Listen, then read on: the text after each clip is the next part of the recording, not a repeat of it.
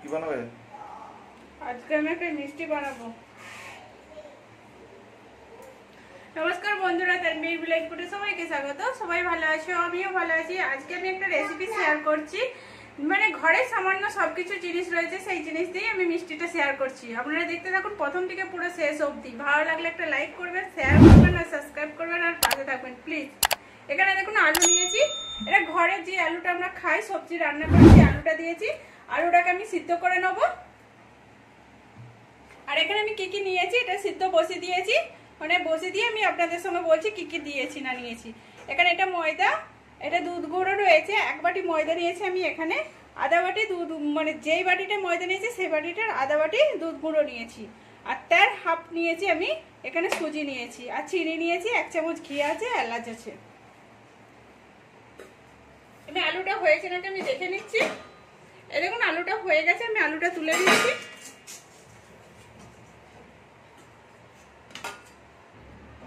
এখানে আলুর চোপাটাকে আমি পুরো ছাড়িয়ে নিচ্ছি। আলুটা প্রচুর গরম,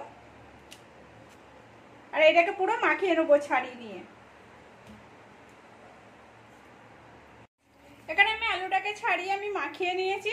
এবার এর মধ্যে আমি ময়দা দিয়ে দিচ্ছি। এটা কিন্তু আমার একটা আলু ছিল, বড় আলু একটা সাইজের। আমি 1 বাটির মতো ময়দা দিয়ে দিচ্ছি। ময়দাটা দিয়ে একটু ভালো করে মেখে দিচ্ছি। এর মধ্যে এবার দুধ গুঁড়ো দেবো, আধা বাটি দুধ গুঁড়ো দিচ্ছি আমি। আর তার হাফ দিচ্ছি আমি সুজি। এইগুলোকে ভালো করে একসাথে মেখে নেবো আমি আলুটার সাথে।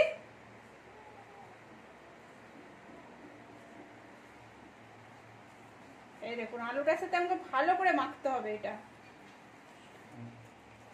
এখানে এটা আমার মাখানো হয়ে গেছে, হাতে কিন্তু লেগে যাচ্ছে, কিন্তু এর মধ্যে আমি একটু ঘি দিয়ে দিচ্ছি। 1 চামচের আমি অর্ধেকটা ঘি দিলাম, দিয়ে এটাকে আমি ভালো করে এর সাথে মেখে নেবো। পুরো ভালো তেল তেলে হয়ে যাবে পুরো মাখাটা। আমি এখানে খাবার সোডা দিয়ে দিচ্ছি, 1 চামচেরও নয়, মানে 1 চিমটে টাইপের দিয়েছি। সেটাকে দিয়ে আমি ভালো করে এর সাথে মাখিয়ে নিচ্ছি। এটা আগে দিলেও হবে আর পরে দিলেও হবে। এটা আমার মাখানো হয়ে গেছে। আর এখানে আমি তেলটাও গরম করতে বসিয়ে দিয়েছি, গ্যাসটা কম করে। হাতে আমি একটু ঘি নিয়ে নেবো, ঘিটা মাখিয়ে নিয়েছি হাতেতে ভালো করে। এবার একটু একটু করে লেচি কেটে একটু গোল পাকিয়ে নেবো। এবারে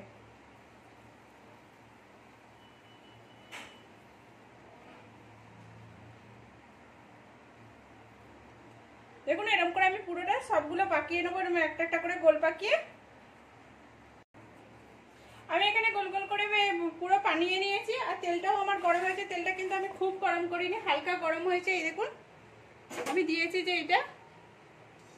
এবার এইটা আমি তুলে নিচ্ছি প্রথমেরটা দিয়ে, এবার এগুলো ছেড়ে দেবো আস্তে আস্তে। গ্যাসটা কিন্তু সবসময় কম রাখবেন, নাহলে কিন্তু উপরটা লাল হয়ে যাবে কিন্তু ভিতরটা হবে না, ভালো হবে না তখন।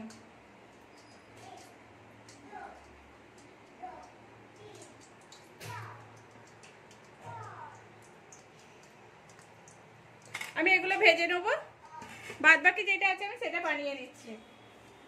আমি কিন্তু 2 রকম ভাবে বানাচ্ছি, একটা গোল করেছি, একটা লম্বা দেখাচ্ছি, বানিয়েছি একটু। এখানে এগুলো আমার পুরো ভেসে গেছে তেলের উপরে। এগুলো একটু লাল লাল করে আমি ভেজে নেবো, এক পাশটা একটু একটু হচ্ছে, পুরোটা হয়ে যাবে লাল করে, তখন অবধি আমি অপেক্ষা করব।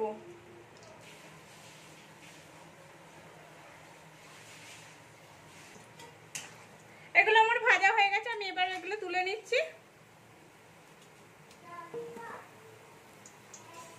আমি কিন্তু গ্যাসটা সব সময় কম করে ভেজেছি, গ্যাসটা জোর দিয়ে দিলে কিন্তু জ্বলে যাবে। বাদ বাকি যেগুলো আছে আমি সেগুলো ভেজে নিচ্ছি। এখানে আমি এগুলো লম্বা লম্বা করেছি, লম্বা লম্বা গুলো আমি ভেজে নিচ্ছি।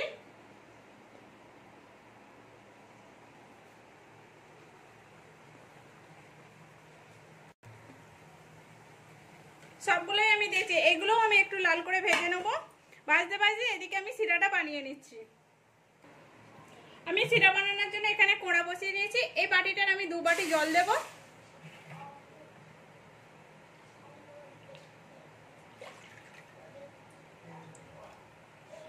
আমি একটু বেশি দিচ্ছি। আর এখানে 1 বাটির মতো আমি চিনি দেবো। এই বাটিটার মাপে আমি 1 বাটি চিনি দেবো।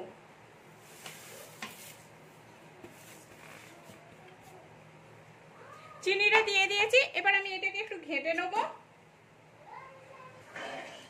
একটু ঘেটে নিয়েছি। এর মধ্যে দুটো এলাচ ছিল, এলাচ দুটোকে আমি ফাটিয়ে দিয়ে দিচ্ছি। এবার আমি চিনিটা গলতে অপেক্ষা করব। এখানে সিরাটা আমার বানানো হয়ে গেছে, ফুটছে, চিনিটাও গলে গেছে, এদিকেও আমার অনেকটা লাল হয়ে গেছে। এটা গ্যাসটা বন্ধ করে দিচ্ছি, সিরার গ্যাসটা বন্ধ করে দিচ্ছি আমি। এখানে এগুলো আমার ভাজা হয়ে গেছে, এগুলো আমি তুলে নিচ্ছি। তুলে আমি ডাইরেক্ট সিরাতে দিয়ে দিচ্ছি। এটা মিষ্টি রস, সিরা বললেও হবে মিষ্টি রস। এগুলো আমি এবার ভিজতে দেবো। এই দেখুন, আর বাদ বাকি যে আমি যেগুলো আগে তুলে নিয়েছি সেগুলোও আমি দিয়ে দিচ্ছি।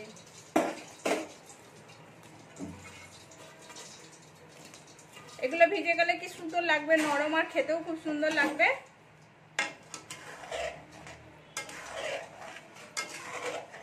আমি একটু ঘেঁটে দিচ্ছি যাতে সবগুলোতে লাগে। এগুলো আমার পুরো ভিজে গেছে, আমি এবার তুলে দিচ্ছি।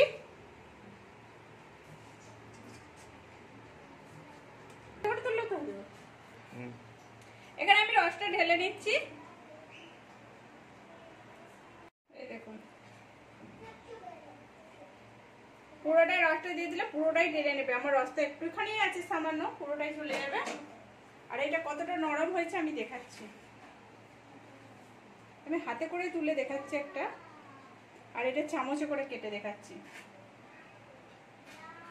এই দেখুন,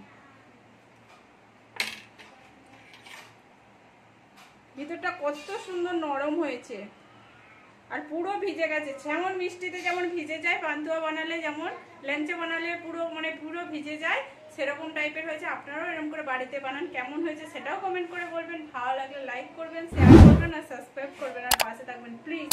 এই দেখুন, এটা তো মিষ্টিটা খুব সুন্দর খেতে, একবারের জন্য হলেও বানিয়ে দেখুন।